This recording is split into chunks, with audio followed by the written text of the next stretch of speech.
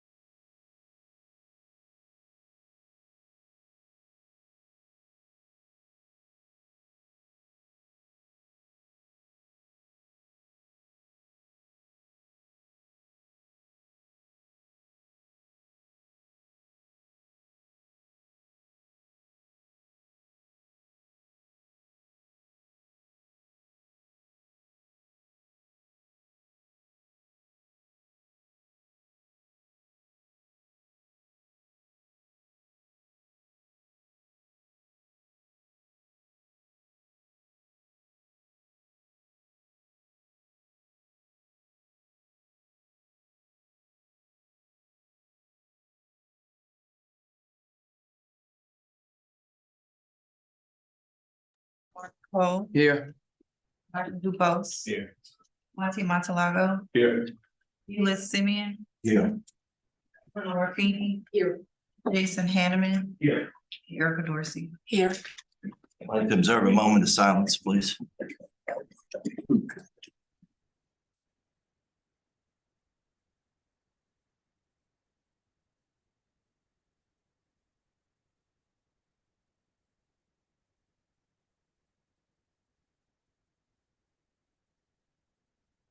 I pledge allegiance to the flag of the United States of America, and to the republic for which it stands, one nation, under God, indivisible, with liberty and justice for all. Dan, Mr. Burns, we have a request to discuss an item on the agenda. Second.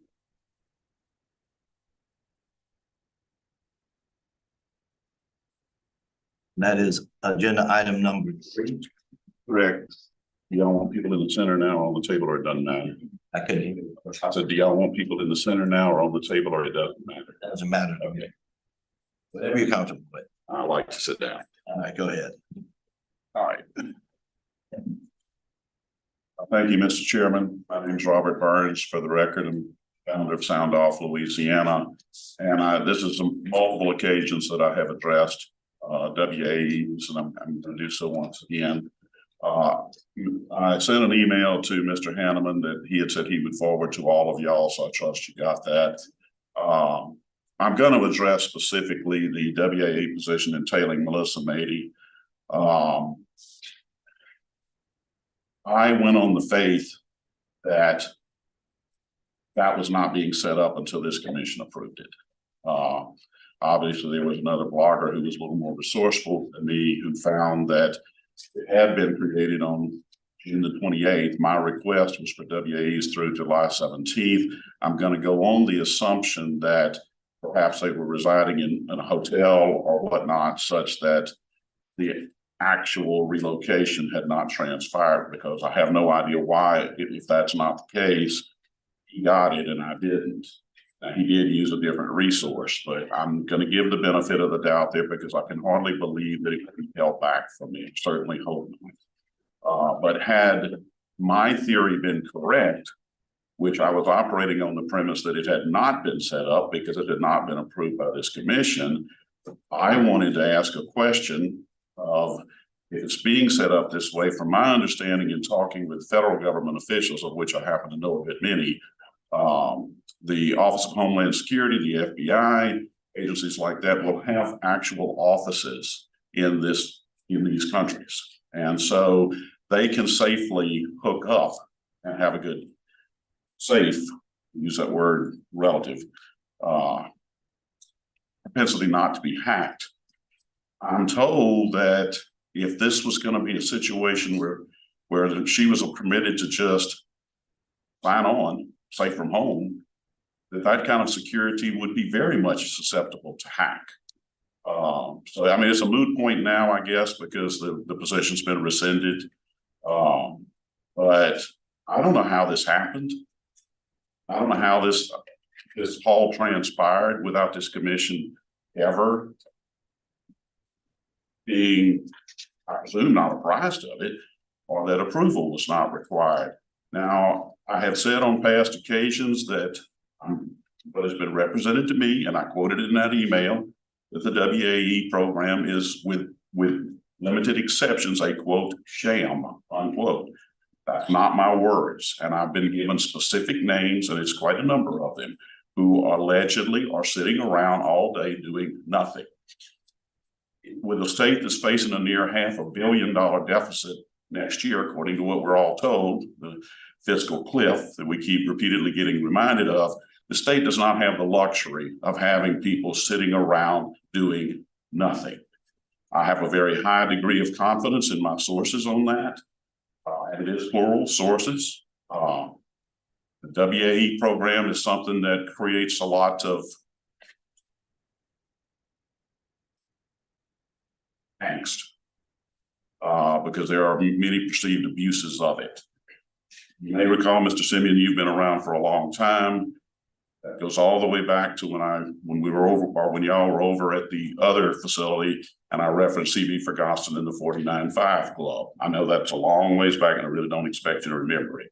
But I do have that on video. I also expressed my concerns about the WAE program about 8-9 months ago. And I think taxpayers of this state are concerned if you have people that are basically sitting around and doing nothing. And again, I've been given specific names. I'm not going to air them now. I probably will make public records requests to see what these individuals allegedly are doing. It's a concern. And I think it would be a concern for every taxpayer in this state. And I know when when the item comes up on the agenda, the administration will come up, and I would hope address some of these issues, particularly the Melissa Mady situation. Because there's a lot of folk want to know what happened here. And I will give it to the other blogger. He's more resourceful than me and obviously not as trusting as me. I asked to see the documentation because, quite frankly, I was a little bit taken aback. But it is irrefutable. When he published that, it is irrefutable that WAE position went into effect on June the 28th of 2024. I have examined the documentation myself. So I don't think at this point anybody even disputes that it was created and filled on that day. So given that I'm told and have always operated under the belief that WAE positions have to be approved by this commission, if that's not correct, I hope somebody will clarify that, because that's always been the assumption I've been under. I know we've had an awful lot of WAE positions presented, and I presume that it's not being done just for the heck of it, that it's required. But this was a very disconcerting situation. It caused an enormous amount of anger amongst active troopers. So I'm hoping that when the WAE item comes up, it will be thoroughly discussed by this commission, and that there will be some probing questions asked of the administration when they come up to present that item. I want to thank you for the opportunity to address you. Tried to do so professionally as I can. And with that, I'm done with my commentary on item number 3, Mr. Chairman. Thank you so much. Thank you for your comments.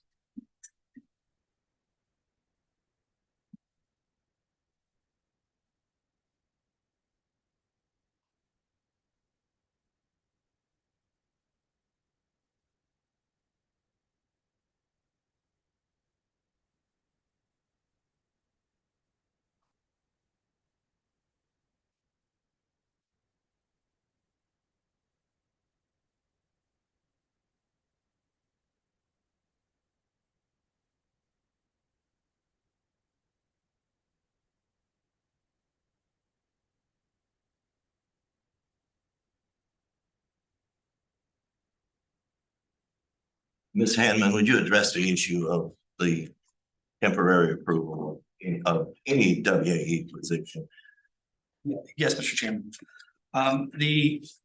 Under Chapter 4, State Police Commission Rules, 4.1E1, the director, upon written receipt of justification by the superintendent of the Office of State Police, may add the following positions to the unclassified service. Positions involving duty assignments which are seasonal, temporary, intermittent, part-time, or full-time. So there was a request submitted for the Department of Public Safety's recruitment and records section, and there was no incumbent listed on the documentation. That was approved for a WAE, and on the WAE it did indicate, on the W's it did indicate remote work. The position is now included in the binder for reauthorization. And that particular provision gives you authority to temporarily Correct. make those approvals until it can come to the commission. Correct. And it's consistent with historical practice of the way the Consistent with- commission has operated. That's correct. All right, thank you. Any other questions? All right, we'll move on to item number 1 under the business item. Oh, the director's report. You moved that up. That's correct, Mr. Chairman. We've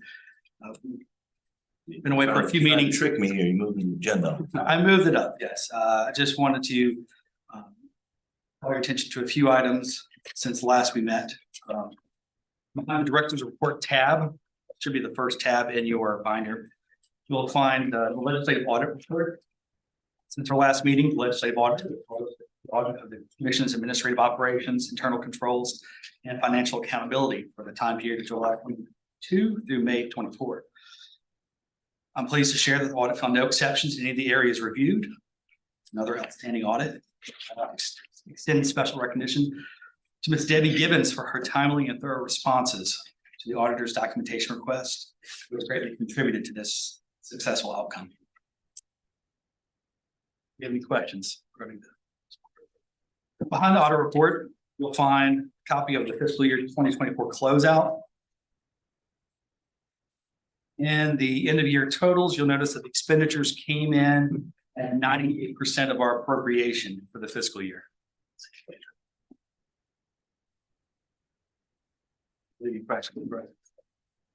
And that item is the current expenditures to date as required.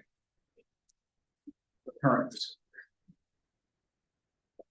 As we're just getting started, we're sufficiently funded. And we are pulling together information for our fiscal year 25-26 budget request due at the end of October, which may also include a revamp to the cadet application process that's outlined in agenda item number 6. And so I just wanted to let you be aware of that. Any questions of the upcoming budget? And then quickly, 2 other items. The promotional exam update. May 2024, we held a mandatory retest with 382 testers. The traditional rank series. We're offering an optional promotional exam opportunity on October 17th and have registered 206 testers so far. The deadline to apply is Monday, September 23rd. So any individuals watching this broadcast, they have until Monday to submit their application for the promotional exam. The training, and I will be notifying you regarding the annual training reminders for 2024 annual ethics training and 2024 annual preventing sexual harassment training.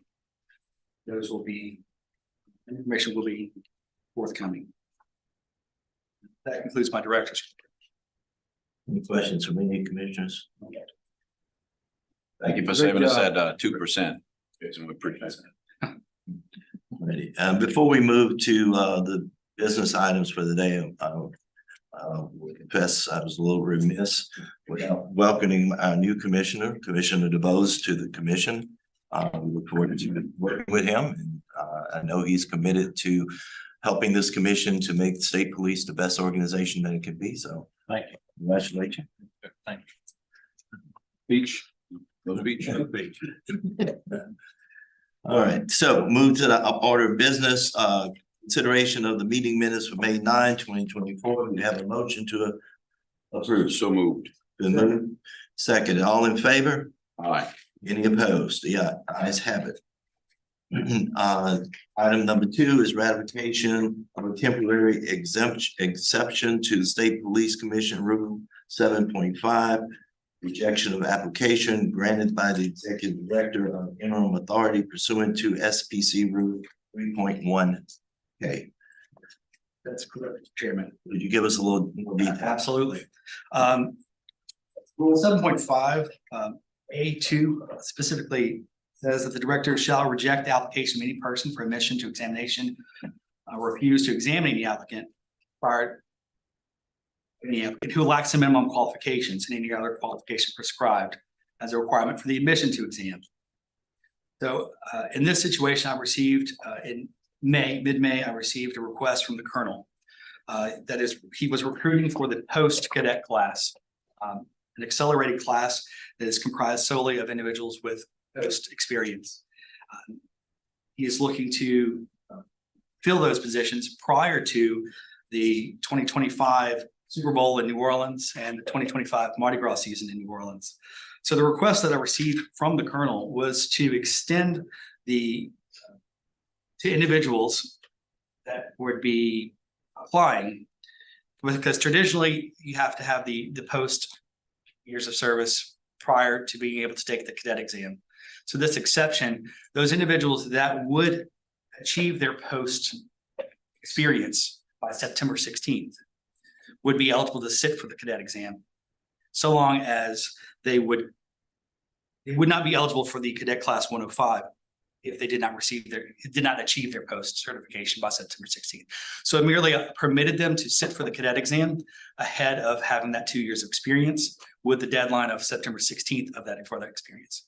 It would have no effect to the extent that they would not join a class, they would not become employees until they reach those. Correct. So they were permitted to take the cadet exam. If they passed the cadet exam, then they had to have the other hurdle of achieving their post certification 2 years total by September 16th to then be considered on an eligible list for cadet class 105. If they did not achieve that, then they wouldn't be eligible for 105. And your request is that we give permanent effect to what you temporarily approved? That is the request, ratification of that interim action. Any questions or comments from the commission? Okay, I'll entertain a motion. I would move to approve the request as written as item 2. I'd second. Okay, been moved and seconded. All in favor? Aye. Any opposed? Okay, the ayes have it. Okay, the next item is item 3 on the agenda, but we're going to shift the order of the agenda just a little bit. We're going to move item 5 up now. Understand the Colonel may have a conflict and needs to be here to address item 5, so invite him up. Yes, sir. Good morning, Mr. Chairman, members, executive director, staff. Robert Burns is actually Major Robert Burns, Louisiana State Police, going to speak on my behalf on the specific matter since he has, I guess, a expert in the details. Thank you. Smart man knows when to call the right people to talk.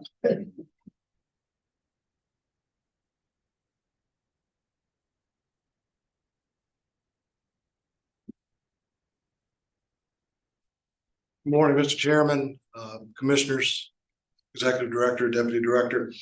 We recently have gone through a lot of applications for applicants to our cadet classes. Something that has come up in recent evaluation of the minimum standards as currently written. There's a little bit of ambiguity in the language that exists between the terminology that's currently listed and what post lists in their what we call level 1, level 2, and level 3 certifications. The current minimum qualification as written by the commission is 2 years of experience as a post-certified peace officer in a full-time position. The ambiguity lies in the sense that a level 1 post-certified police officer, the level 1 certification says peace officer. However, the level 2 certification also says corrections peace officer. So there's the terminology of peace officer used in both a level 1 and level 2 certification through the post council. There's a significant difference between those two levels. Level 1 certified peace officer attains 496 hours at a minimum to obtain that certification, whereas a level 2 corrections peace officer only obtains 249 hours. The intent of the minimum qualification is for level 1 certified police officers to be eligible to apply for our cadet class. So what we are seeking to do and respectfully asking the commission to approve is to add explicitly the term level 1 peace officer to the minimum qualification. That removes that ambiguity, and anyone who applies who's a level 2 corrections peace officer would not be eligible under that particular minimum qualification. And that's simply what we seek to do. Despite the ambiguity that may have existed in the wording, has the practice been to only accept level 1 post-certified? Absolutely, yes, sir. Yeah, we evaluate every application. And again, in the minimum qualification, it actually talks about including armed duty with power of arrest. So there is some additional language there. We just want to make sure that there's no gray area, no ambiguity at all, and just explicitly state a level 1, which has been our practice. Which actually makes it clear that we have a heightened standard for acceptance. Am I understanding that correctly? Yes, sir. Anybody else? We have a motion to, do we have a motion to approve? I would still move to approve. Moved. Second. Second. All in favor? Aye. Any opposed?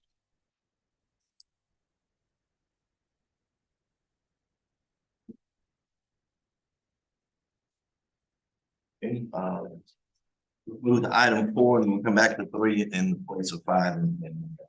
Consideration of the request from the Office of State Police to establish a new LSP Trooper WAE position in the Applied Technology Unit effective October 1, 2024 through September 30, 2025. The representative will be present from the agency to speak on this issue.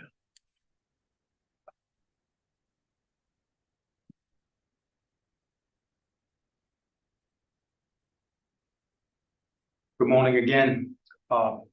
Specifically, right now, this position that we're requesting is in our training academy, applied technology. Currently, we have a trooper serving in a civil service WAE position. As many of you are aware, a civil service position has a restriction on the number of hours, 1,245 hours. And once you reach that, you don't have the flexibility with the 40 hours per week.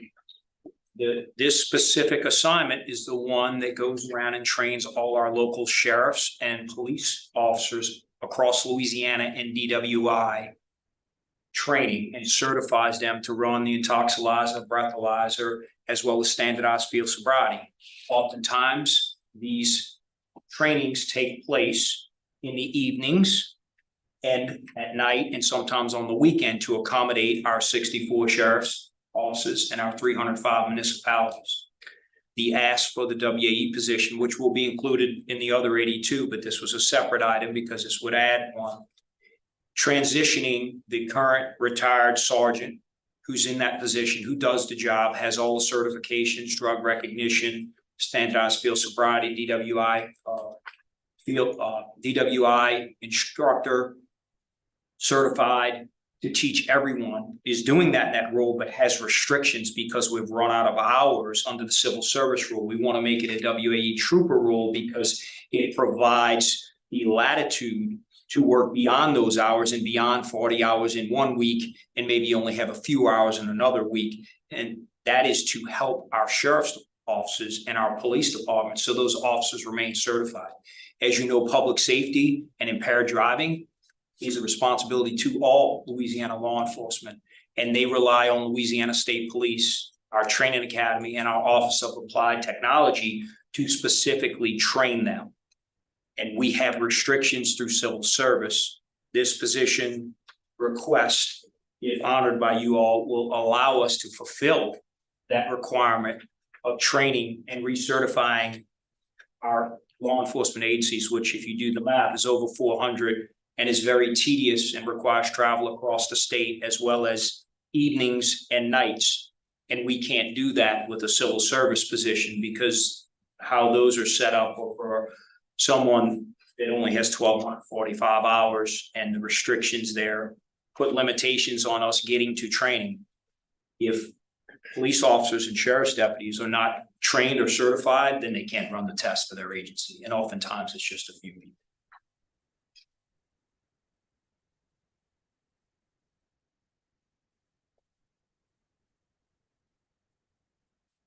Questions? I guess maybe does the agency intend to address some of the concerns that Mr. Burns raised about WAE? We may want to save that until we get to 3 as opposed to this one in particular. Yes, sir. I don't want to not give you the opportunity if you wish to address that. Do you want to address that when we get to 3 and Yes, sir. If we could do that, that would be great, Mr. Chairman. Okay, do we have any motions? I would move to approve the creation of this WAE position. Second. Moved and seconded. Any discussion?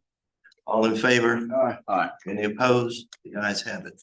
We now get to number 3, which is consideration of a request from the Office of State Police for annual review and reauthorization of 82 LSP Trooper WAE positions effective October 1, 2024 through September 30, 2025.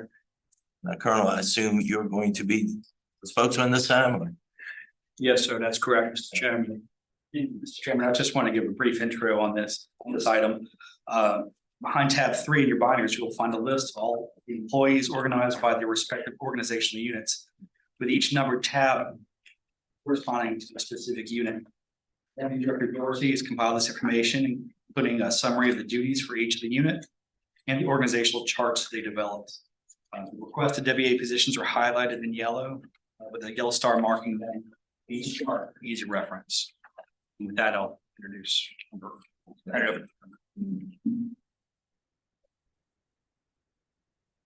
So a little historical perspective on the WAE, which is when actually employed trooper, created in 2012.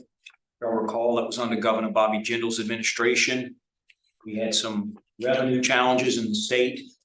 We had a recruitment challenge within state police because from September of 2008 to January of 2014, we did not, that's 5 years and 3 months, so you don't have to do the math. We did not hire a single Louisiana State Police trooper.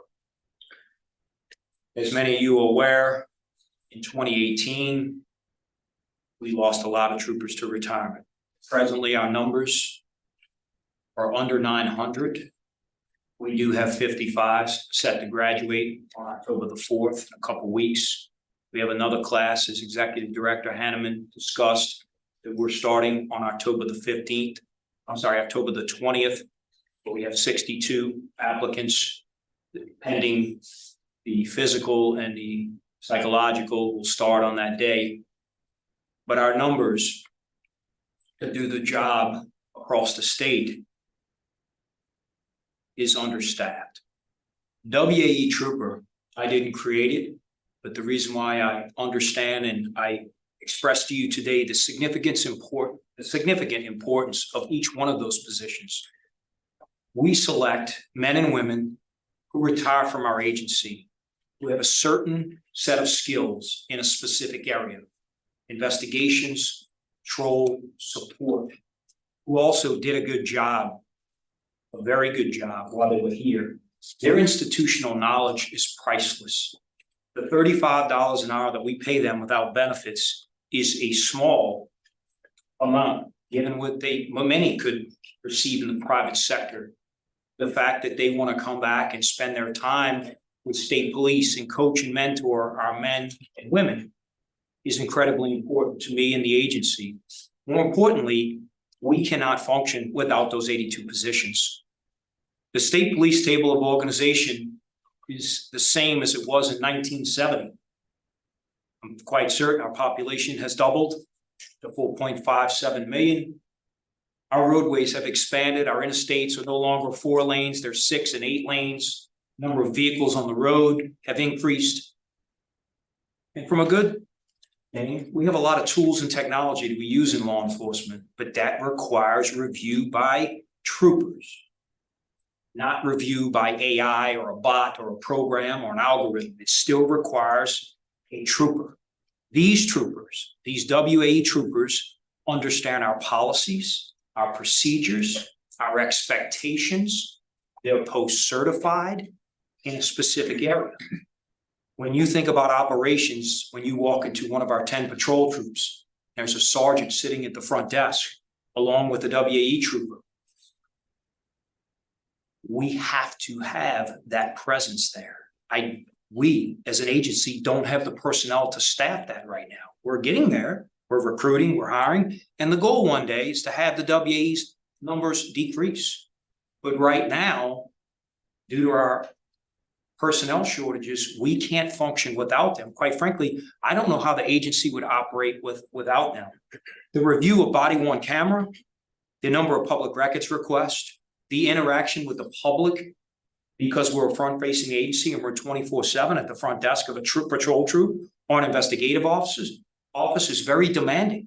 People want to speak to a trooper. You say, well, Hodges, why don't you hire a civilian to do it? Or why don't you hire a non-gun toter? Well, they don't understand state police operations. They didn't spend 20 or 25 or 30 years with our agency. They don't know the protocols. They don't know the policy, the procedures. They don't have experiences to provide the high-level service that the public demands. Therefore, the WAE troopers, whether they're in patrol, whether they're in investigations or support, help fill that gap and help us provide a level of service that we demand and the public expects till I can get these ranks filled with new troopers. With your help, we will continue to recruit and retain the best, passing and approving our recommendations for minimum standards to keep them elevated, doing a post-class only, which starts very soon, attracts more men and women to the ranks of state police. But in the interim, to stay on topic, that WAE trooper is critical. To say that we're giving it to only favorites and people we know or like, or it's a favor to someone, is just categorically false. These employees are unclassified. And anyone who's been around me since my appointment January 8th understands that we are a performance and results driven agency. And if you don't deliver and work and complete the expectations, the assignments and tasks we give you, we will give you notice and you will no longer be employed. So the fact that it's unclassified is a good thing, because if they don't meet the standard, we won't have to go through a commission meeting to make a determination to tell them you have 2 weeks to improve your performance. There are others that we will have in your place to do the job. But again, they were selected by the command staff, by their captains, the sections and troop commanders, because they have a skill and a work ethic that we can utilize in our agency and to provide that service. They already met the background, the minimum qualifications, they share years of experience, almost to the point where they're subject matter experts in their field. The request for the 82 to be renewed is critical to operations. We cannot function without them. My goal, again, is to reduce that number. As we expanded Troop NOLA, I had to add a few more. As we expanded a couple sections recruiting within state police, we expanded our TEAP, which is our Troopers and Employee Assistance Program. So let's talk about the Lieutenant Melissa Mady, because myself and my command staff and those behind me, we represent all of Louisiana State Police. No one is selected because of who they are, but it's what they bring to Louisiana State Police. And Lieutenant Melissa Mady, who spent 18 years with Louisiana State Police and 7 years with the Harbor Police in our public affairs section, and retired as a lieutenant because her husband, who's also in law enforcement, took a job as supervisory special agent with Homeland Security in Athens, Greece on an international deployment with her family. Melissa has a very unique set of skills and education that others in our agency do not have. Specifically, Melissa Mady is the founder of the DPS LOS, or Local Outreach for Suicide Prevention Team. She's put extensive training and personal experience into that program. Lieutenant Mady created and continues to coordinate the agency's LOS team, providing invaluable support to employees and surviving family members. So of course, one's going to ask, how do you do that afar? Let me pause for a minute and just remember how important personal well-being and officer well-being and trooper well-being are for our employees. Law enforcement officers have long been overlooked. We face the same challenges that you face. Being on crime scenes, shifting from day shift to night shift, to being around things that change your well-being. We've had suicides. We've had those who need significant help. Since the inception of this program in 2023, the LOS team has physically responded to over 12 employee-related suicide completions or attempts. Melissa Mady, resulting in 80 contacts in the first 4 months of this program. 80, that's within our agency of 2,600 DPS employees, which includes, if you include the cadets, just over 900. She developed a survivors of suicide peer support group. She holds this virtually online. The reason for that is not to benefit WAE Trooper Melissa Mady, those who are seeking help. They don't have to leave and walk into an office where someone sees you getting counsel. They can do it remotely in the comfort of their own home or another location where they can seek help and guidance in their time of need. We need to protect those that work for us. Melissa Mady has that skill set. Some might ask, how is it a secure signal? Well, thankfully, we have a partnership with our State Department, and our virtual private network line is secure because our husband, as a law enforcement officer, already has that in their home because of his job with Homeland Security Investigations, which y'all know is under Department of Homeland Security, HSI. Melissa provides that to our men and women in our agency, both commissioned and non-commissioned. Trooper well-being is incredibly important to not only me, but everyone in the agency. We also assist those who have retired from our agency. We don't forget them. And those who have separated service, even on good terms or bad terms before retirement.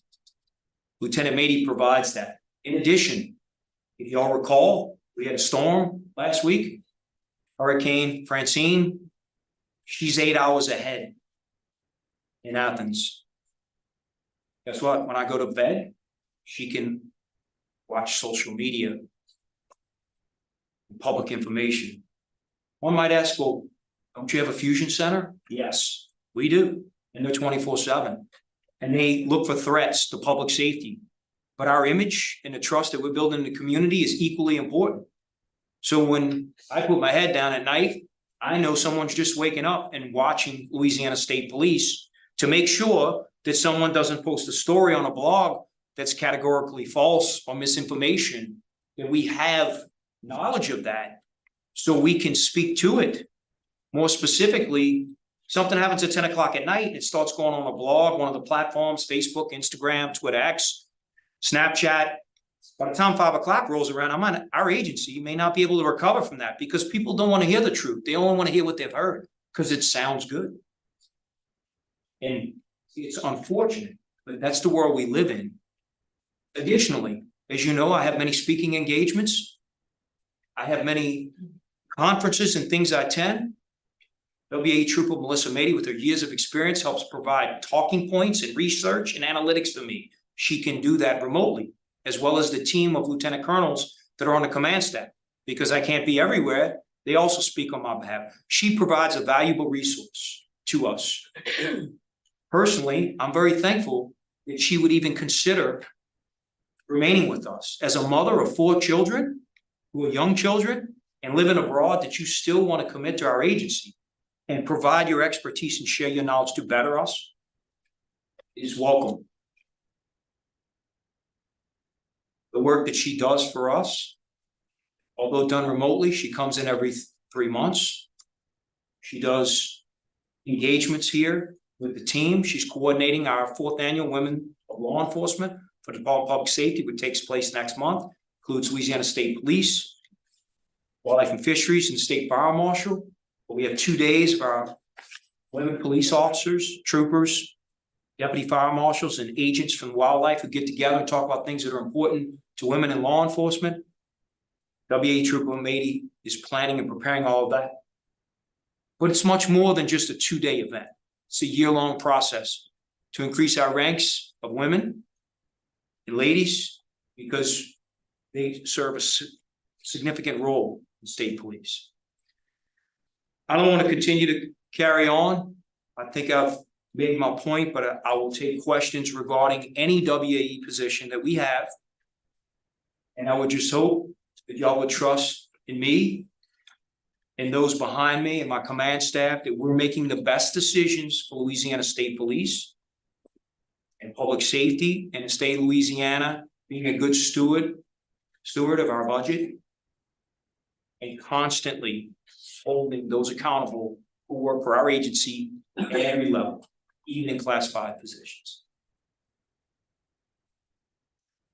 Commissioners have any questions? Real, I noticed the Commissioner. renewal form as an example for the one we just approved for the applied technology, that their direct supervisor is a uniformed trooper, in this case, a sergeant. Is that the case for all the WAE? They're supervised directly by your department? Yes, sir, that is correct. And I would presume that that ensures that they're actually doing the job for which they're hired, right? Yes, sir. So they don't work on their own, they don't work unchecked, but they have direct supervisors who monitor their hours, monitor their production, monitor the quality of their work, and monitor their overall performance. Would that be accurate assumption on my part? Yes, sir. And just to further clarify, that's the only of the 82, that's the only one that works remotely. Although we may have 2 others that live in other states, when they come back and work 2 or 3 days a week for us, they're under our driving program. Y'all may or may not be aware, but Louisiana State Police is tasked with compliance for all of the driving programs for the young teens, the driving schools. We approve that curriculum. We check on those to make sure that they're following the driving standards that our young men and our young boys and girls who are first-time licensees are getting their respective training in compliance with Louisiana State Police and the laws that are written in place under motor vehicle for both the written tests, the number of hours behind the wheel. Y'all are probably aware it's 32 hours in the classroom, it's 8 hours behind the wheel, and then of course upon completion of that first portion, then you have to do an additional 50 hours prior to receiving a full license. So 2 of our troopers don't reside in Louisiana anymore, but they come in town and work 2 or 3 days a week overseeing that program for us. There's a total of 6 that do it. It's just amazing how the mind wanders when people have free time or people are envious of others. Every job that we do is critically important for public safety. And under my leadership, as I said earlier, we're constantly monitoring and observing what our men and women are doing, because quite frankly, I don't have enough personnel for anyone to be sitting around clicking online or not doing their job. And in many professions, not just public safety and state police, it always looks like someone else is doing nothing until you sit in their seat and actually do the job that they do. I won't begin to question any other profession and what they do, because I'm not sitting in that role. And I would just ask the respect of the members and those, the public, to give us the trust that you expect us to give you in your job and your occupation, as opposed to being so critical of one that you've never served in. With respect to Lieutenant Mady, you feel like you're sufficiently able to monitor her performance despite the location of her remote work to ensure she meets your expectations? So that's the genius of technology, sir. Our system, our Mark 43, it shows when you're logged on, shows you emails, shows you when you're on our computer automated dispatch, our records management system. It all has a date and time stamp. Although it's 8 hours ahead, you're able to account for work. There's performance standards that are clearly outlined that we can see and check on to see the work and products that anyone does remotely or in person, even if I'm not physically watching them in their office or their place of work, whether it's in investigations or support, or like the applied technology spot where they'll be traveling, their sign-up rosters, their sheets, you know when they're there because someone had to certify sheriff's deputies and police officers. So even when they work like the driving schools, they and the motor vehicle inspection stations, you know, the decals on your vehicles. I know that's contentious with some of us in the public, but we have to go and inspect those stations. There's checks and balances in place for all of those things, and technology provides for that. And working remotely for WAE Trooper Melissa Mady is no different.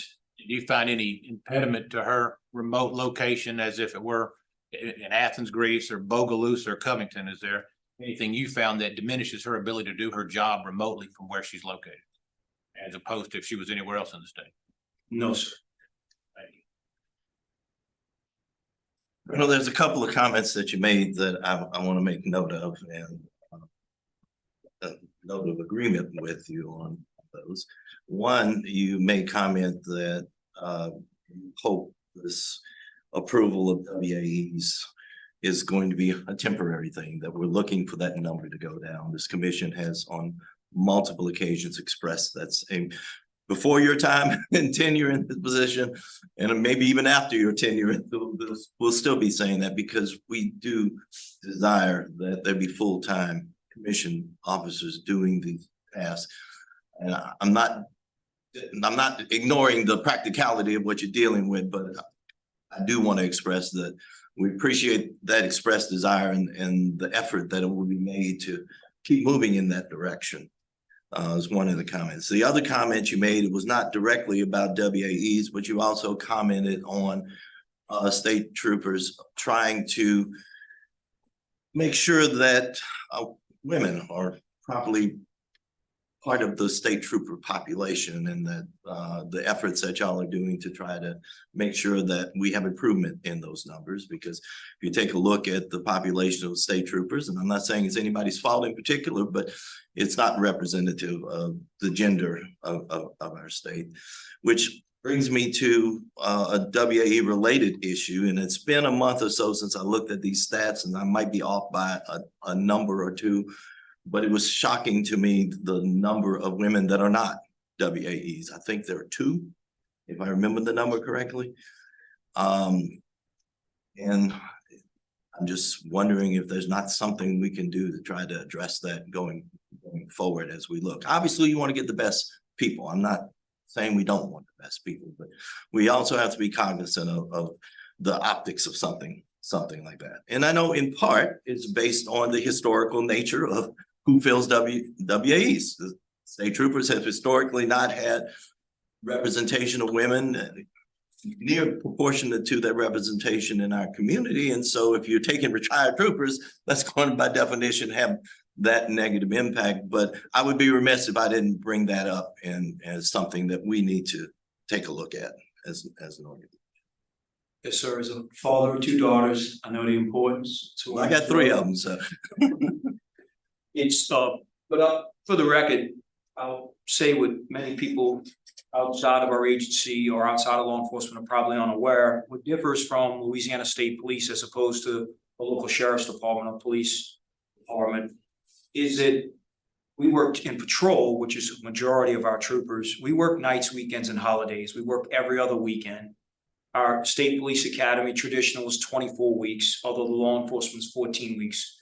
You're required to arrive on a Sunday and then return home on a Friday afternoon. That's a hardship for many women who have a traditional family, have children, and it's very difficult. So that because of the nature of our job duties and our responsibilities, it's unlike a local sheriff's office or police department that has 8-hour shifts or has more positions at their headquarters. We're a state agency, our headquarters is in Baton Rouge. We don't have as many support jobs outside of Baton Rouge. So when we recruit statewide and in rural areas and other troops across the state, they just don't have as many investigations positions or support positions, which provide a better, how you want to say, balance between work and home life that they do here in Baton Rouge.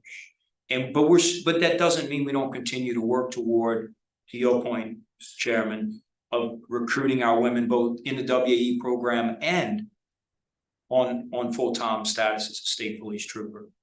I have a captain of recruiting sitting behind me. He knows how passionate I am about recruiting. That's why we with your approval, we created an entire command that you can't say you're serious when you have 2 people, when you have a captain and a lieutenant, sergeants and troopers recruiting across the state. That kind of shows you have a vested interest in recruiting. And I think our group of men and women that are in that section are doing a fine job, and we just want to keep improving and building up the ranks so we can get to that number where not only WAEs can come down, but our public can have just that much more trust in the operations that we have the number that we need to do the job effectively and efficiently across the state, not just in one area of the state. Thank you for your comments. Anybody else? Do we have any motions? I'll make a motion. Go ahead. I make a motion, we accept the colonel's recommendation and his staff, all the WAEs that's listed in this book. I would second. Any further discussion? Okay, all in favor? Aye. Any opposed? The ayes have it. Thank you, Colonel. We'll move to item 6 on the agenda. Consideration of a recommendation from the Executive Director in accordance with SPC Rule 3.10 to move forward with the development and acceptance of a 2-year professional service agreement with NEO to modernize the cadet application and recruitment process. You gonna tell us what that means in English? Sure. Executive Director, Mr. Chairman, if I could just make one thing for the record, to clarify. Yes, sir. Retired Lieutenant Alyssa Mady is a current WAE trooper assigned to our public affairs section. And she is an active employee. She has not been terminated as stated online. I think for the record, I think everyone needs to know that. It was said that she was hired without authorization, which clearly that was stated by Executive Director Hanneman in the temporary rule, as well as she was not terminated. She is an active employee working for us right now and did an incredible job during Hurricane Francine on behalf of the agency for us. Thank you.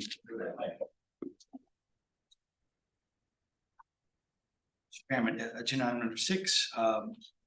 In my director's report at the May meeting, I shared that we were exploring options for a new cadet application and management system. And since then, we've collaborated with Captain Johnny Brown from the LSP recruitment and with NeoGov to chart a streamlined, user-friendly process for cadet applicants. NeoGov is a public sector leader in customizable digital solutions, and they offer a platform that would transition us from our current paper-based system to a fully centralized digital experience for the applicant. And while Chapter 3 provides me with the authority to enter into this agreement, I'm seeking your endorsement to move forward with this significant update, the way we do things. If approved, we aim to launch this new system by the end of the calendar year. Be an ambitious goal. We hope to have this in place in time for applicants for a future Cadet Class 107 to benefit from this new process. The information has been provided for review in your binder. Questions from any commissioners? From a budgetary standpoint, what sort of impact does this have? The budgetary, in your binder behind number 6, we have a introduction rate that would be essentially a subscription service, and subscription to Insight and reduced setup fee, and a governmentjobs.com subscription, which will allow us to broadcast across the country for cadet jobs in Louisiana. So it'd also be a recruitment metric. Looking at the numbers in your binder, it's something that's very cost effective, we believe, for the service that we would get with an initial prorated term of $7,000, which would incorporate the current budget, and then the ongoing subscription service of also around $7,000 annually that we would build into our budget request for fiscal year 25-26. So it was not built into our budget request for the current fiscal year, but you anticipate based on our budget numbers, that is something that we could absorb into that budget. Correct. And this would allow applicants to submit and track everything online as opposed to. We would be able to have the entire cadet applicant experience tracked on through NeoGov. We'd be able to add requirements where they would update their post certification or acknowledge their college service and military service, and we would steps in the process that they can monitor, they can log in and see where they are in the process. So They have to come here and submit an application. you have to mail or email an application to us, paper-based. We have transitioned it to a digital where they can fill in a PDF, but this would be a different experience. And we would also remove social security numbers from that equation. We would put it in just a unique user ID. It's currently being used across the country in government situations. And it's, again, like I said, it's the industry standard. We worked on this pricing and to get a good product for us. Anything else? Do we have any motions? Move. Move to approve. Recommendation has been moved and seconded. Any further discussion? All in favor? Aye. Any opposed? The ayes have it. Item number 7, consideration of a motion to go into executive session to conduct the annual performance review of our executive director. That rolls around more often than I. Just annually. It seems to be more often than that. Moved. We have a second? Second. Moved and seconded. Any discussion? We'll take a roll call vote, please. Marty Mazzalaga. Yes. Mark Cole. Yes. Michael Gonzalez. Randy Lewis Simeon. Yes. Okay, we're moving into executive session. I think most of the people I see in here are familiar faces, but in case you're not, that means you are to leave the room, leave from this area of the building, go out into the area. Don't leave any of your personal items in the room.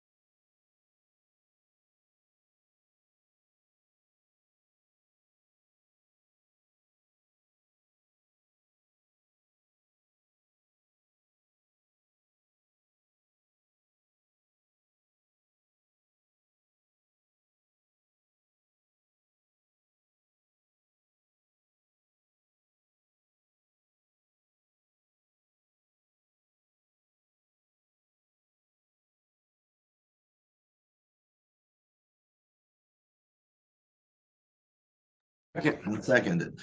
All in, take a roll call vote, please. Marty Mazzalero, Yes. Mark Follow, Yes. Eunice Simeon. Yes.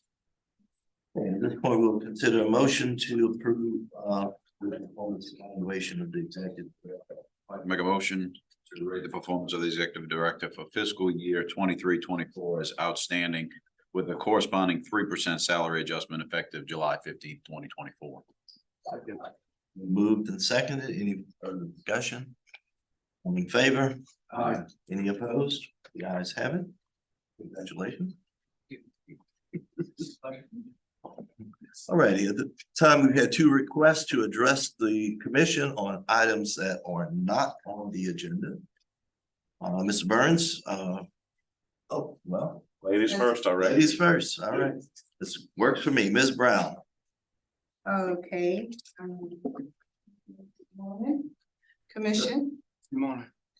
All right, I'm Belinda Parker Brown with Louisiana United International Real Civil Constitutional Human Rights. And I'm here today to speak on behalf of the LSPC lawsuit. The lawsuit is regarding a violation of the Louisiana Open Meetings Law.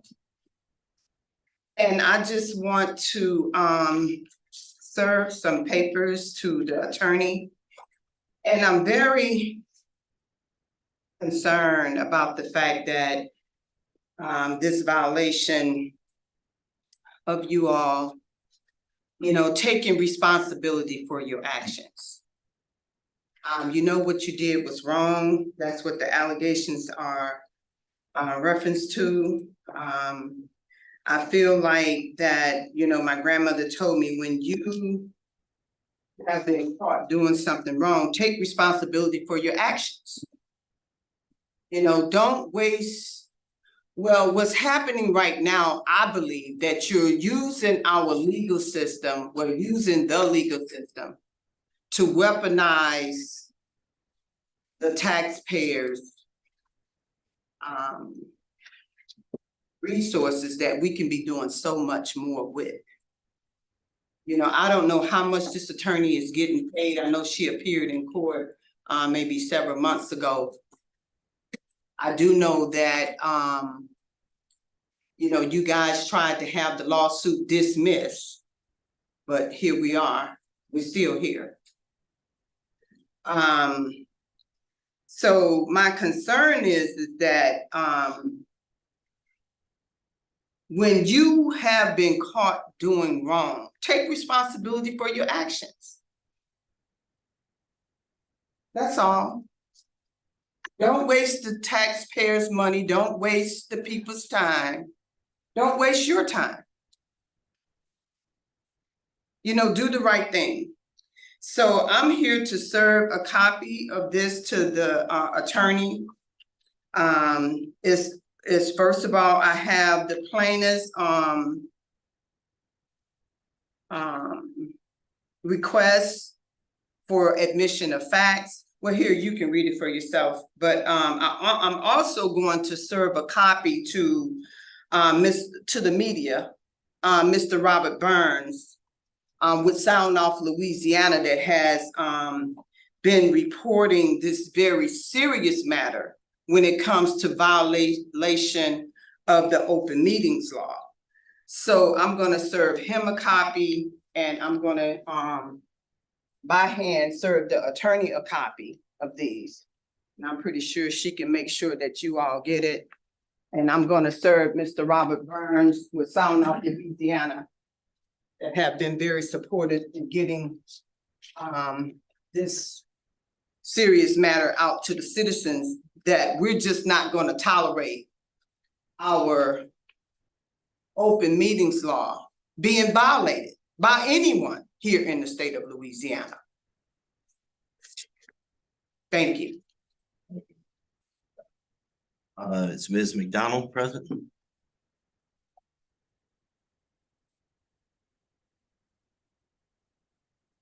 I am Rita McDonald. I'm an officer of Louisiana United International. And if you all recall, when we tried to dismiss this lawsuit, you all tried to dismiss it. And with your peremptory exception, I think that something should have been done then. But now you can see us that we're back here. And so I'm part of Mrs. Brown's organization, and we try to do everything that we could to solve this. I'd like to tell you that I gave you all my personal experience with a Louisiana State Trooper. I just spoke to Mr. Hodges. Mr. Hodges is from Kenner, and my brother called Mixon State Farm is from Kenner. But my situation is I have worked for an assistant DA. I work for the Supreme Court. And so this officer has done wrong to me. You asked me to give a complaint. I've given a complaint against this officer. And in the police report, as far as the gentleman explaining investigation, why would anyone with it, like this officer that does investigations for the state police, why would he give an incorrect police report? So he contradicted himself 3 or 4 times in the report. So I really truly think that the report should be thrown out. I also told the DA, you use your body cams, you use the dashboard cams. Well, my husband used to shoot weddings for Olin Mills, a professional photographer. So the body cams and dashboard cams is not going to work. I told the assistant DA, one of them I used to work for, I said, if you're driving, understand me, if you are driving on the road, do you have the right of way? Or does someone else have the right of way? Like a truck, 18-wheeler that hit me. Or think about it today, pickup trucks, no signals, that just go across the road, no signals. And a lot of that's been going on. But I've told the DA 2 things. If you're driving, do you have the right of way or not?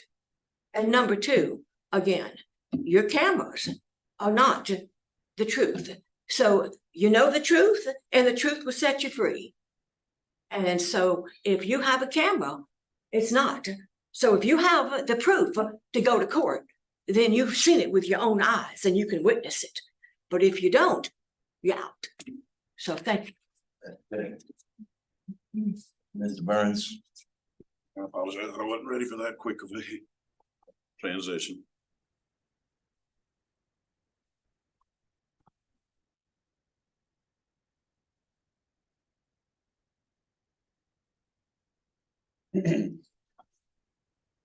Thank you once again. Thank you once again, Mr. Chairman. Again, it's Robert Burns. I want to first of all express appreciation for the commentary that Colonel Hodges made. I do want to make one very quick statement that I never. You're here to talk about an item not on the agenda. We're not. Mr. Chairman, please. We're not going to revisit items. I'm not revisiting. We're not going to revisit an item that was on the agenda. You had your opportunity to address that. Do you want to speak on the item that's not on the agenda or not? I certainly am going to speak on an item that is not on the agenda, and that is LSPC accountability. And that's what I filled out on there. And in regard to that, I have appeared before this commission, and I follow the same methodology that I do for any report that I issue, any publication I make. Okay. I appeared before this commission with regards to the cheating scandal. That was extremely meticulous work on my part. No one's ever challenged it. This commission indicated it had authority to look into that matter. The commission never did. Well, I've never seen anything. You know, you've hired an investigator. And so, you know, there again. And furthermore, I have published extensive features about the air support unit from sources that I knew were giving me correct information. And he warned that if something didn't happen, some changes weren't made, there was going to be a crash.